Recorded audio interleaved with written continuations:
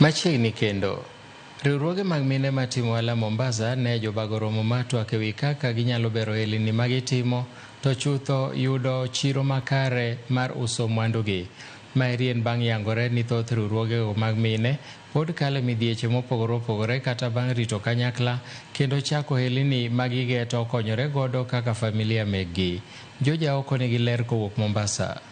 En romo mane okelo kanyakla mine manie riwruoge mopogore matimo ohala e kaunti ma Mombasa.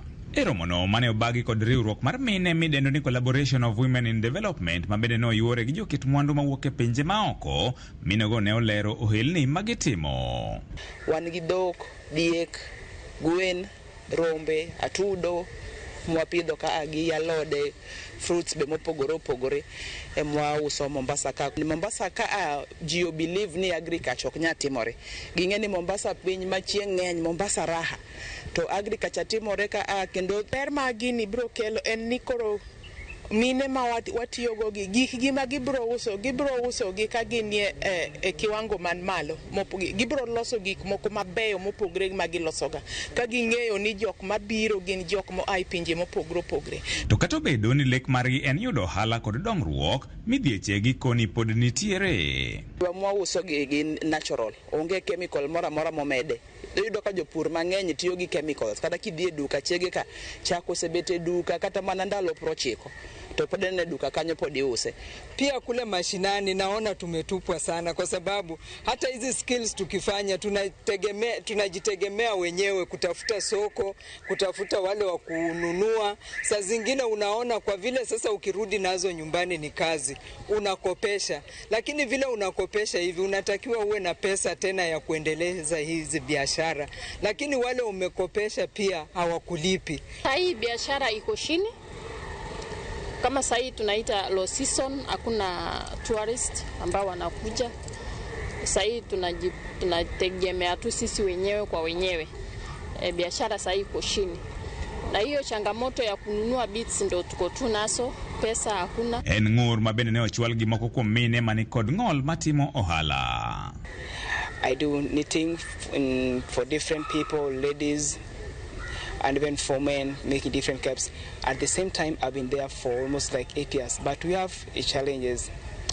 In our business, that is always up and down. At some point, that is communication barrier. As a deaf person, maybe there's some people may not be able to understand me even as I do the business. So through QUID, we are able to come up and showcase our businesses, showcase our talent of what we can do, especially as people with disabilities, and we would urge the community and the county as a whole to really support these people who are living with disabilities, because we have been left aside, being given special or indirectly special treatment, yet we are not being empowered. Gino margi en ni gibiro do chiro kaluwore gi romo magalamoro magichano timo gi welo mawuok e pinje maoko.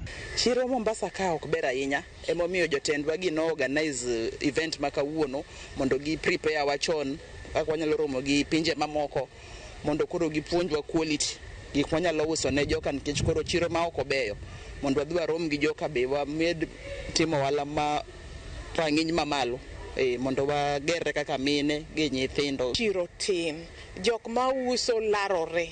Koro inwang'o ni ng'ato yie uso gire e bei ma nengo matin mar wito. Kama kani mondo ene ma mondo usi. Lakini sama koro wadwaro miyo mine gi ohala e pinje maoko, iyudo ka mine gi bro uso gik gi e nengo man malo, to gik gi be gibro loso gi e rang'iny mopogre gi rang'iny ma giloso gi e sani. George Aoko, Ramogi TV, Mombasa.